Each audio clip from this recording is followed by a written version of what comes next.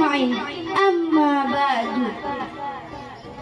Pertama-tama dan yang paling utama, marilah sama-sama kita panjatkan puji dan syukur kehadiran Allah Subhanahu wa taala, yang mana oleh Allah telah menciptakan dualisme dunia sehingga tidak akan bertahan satu jika tanpa adanya dua. Terciptalah si miskin dan si kaya, si cantik dan si buruk rupa, sehingga terakomodasilah kehidupan manusia di atas permukaan bumi ini. Solawat berbinkiskan salam tak lupa pula kita hadiahkan kepada seorang manusia yang paling baik akhlaknya, paling indah tutur katanya, dan paling santun pekertinya. Seorang pahlawan yang tak pernah makan bakwan, seorang proklamator yang tak pernah menaiki motor, dan seorang proklamasi yang tak pernah memakai dasi.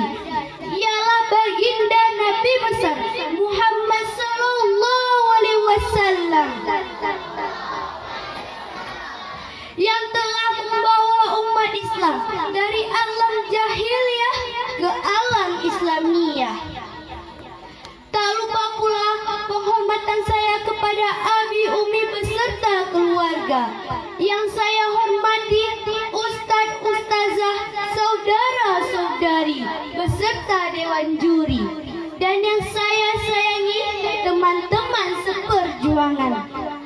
Pada kesempatan kali ini, izinkanlah saya menyampaikan sedikit pidato dengan tema meneladani akhlak Rasulullah sallallahu alaihi wasallam dalam rangka memperingati acara 1 Muharram. Akhi wa ukhti yang dirahmati oleh Allah, di dalam Al-Quran banyak ayat yang menyebut keagungan beliau. Salah satunya adalah Quran surah Al-Qalam ayat 4 yang berbunyi, A'udzu billahi minasyaitonir rajim. Bismillahirrahmanirrahim. Wa innaka la'ala khuluqin 'adzim, yang artinya sesungguhnya engkau hai Muhammad memiliki akhlak yang sangat agung. Quran surah Al-Qalam ayat 4. Kata huluk yang berarti akhlak secara bahasa mempunyai akar kata yang sama dengan halak yang berarti ciptaan. Bedanya adalah kalau halak lebih bermakna ciptaan Allah yang bersifat lahiriah dan fisikal, maka huluk adalah ciptaan Allah yang bersifat batiniah.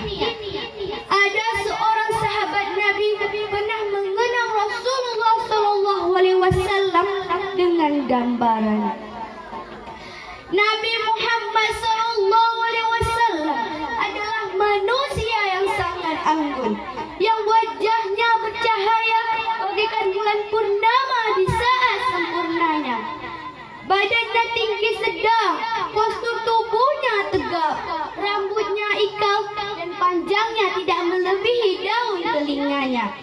Warna kulitnya terang, dahinya luas, alisnya memanjang halus, bersambung dan indah. Gambaran yang diberikan para sahabat Nabi tentang sifat manusia yang agung seperti ini banyak kita temukan dalam kitab yang disusun oleh ulama Islam dan dibuktikan oleh segenap ilmuwan muslim maupun ilmuwan non-muslim.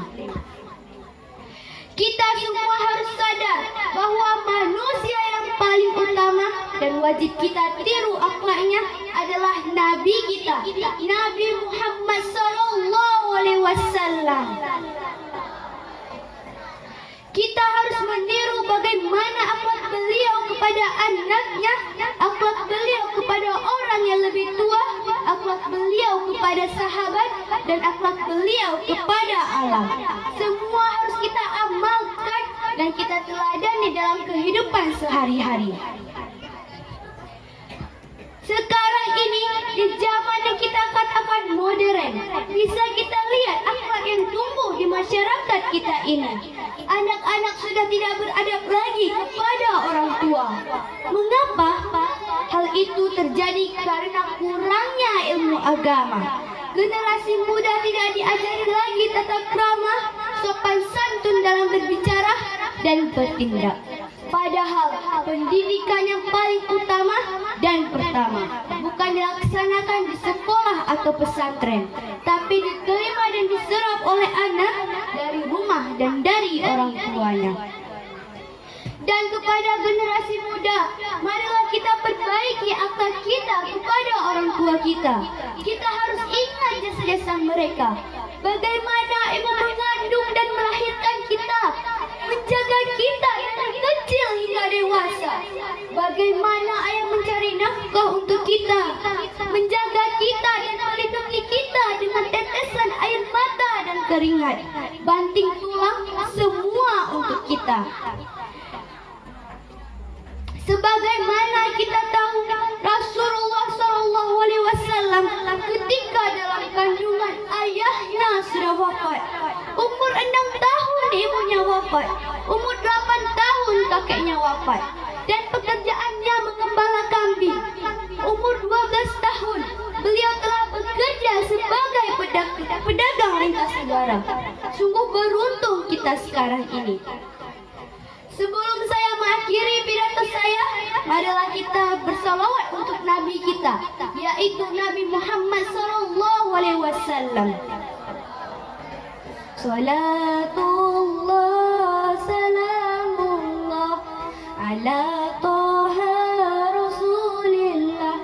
Salatullah salamullah ala Yasin Habibillah.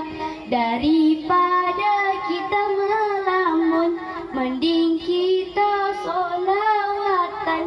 Daripada kita Facebookan, mending kita baca Al-Quran. Demikianlah yang dapat saya sampaikan. Jika ada kesalahan lebih dan kurang, saya mohon maaf. Karena kesempurnaan itu semata-mata datangnya dari Allah Subhanahu wa Ta'ala. Saya akhiri dengan pantun. Ada setan makan terasi, cukup sekian dan terima kasih. Bila ada jarum yang patah, jangan disimpan di dalam peti. Jika ada kata naya yang salah, jangan dilaporkan ke polisi. Wabillahi taufiq wal hidayah. Wassalamualaikum warahmatullahi wabarakatuh.